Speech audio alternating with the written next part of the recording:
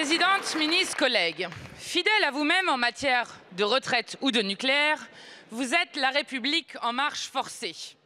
Dans un cas, vous ne consultez ni le peuple, ni les syndicats, ni le Parlement. Dans l'autre, vous accélérez avant même d'obtenir l'assentiment du plus grand nombre. Autrement dit, la Macronie se heurte à chaque instant au même obstacle, la démocratie. Ce sera l'atome à marche forcée, sans attendre la stratégie française relative à l'énergie et au climat, ni même la fin de la concertation nationale sur les nouveaux EPR. Oui, car depuis les dorures de l'Élysée, Emmanuel Macron et Alexis Kohler décident seuls du mix énergétique de la France. Vous ne pourrez pas dire que vous ne saviez pas.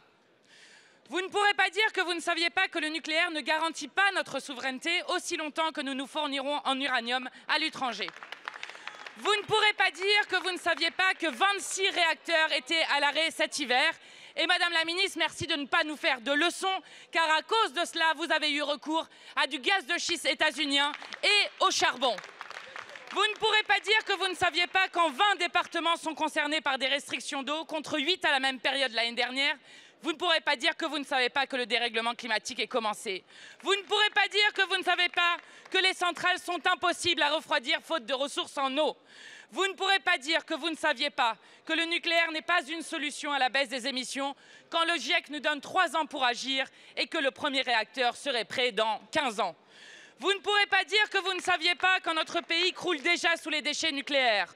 Vous ne pourrez pas dire que vous ne saviez pas que le nucléaire est une énergie coûteuse comparée aux énergies renouvelables.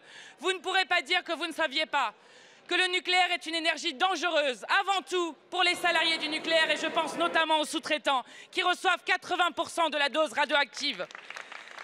Avec ce texte, vous préemptez des orientations cruciales qui capteront notre avenir pour des générations. Merci de conclure. Pour son domaine comme dans tous les autres, il vous faudra prendre goût à la démocratie. Remercie.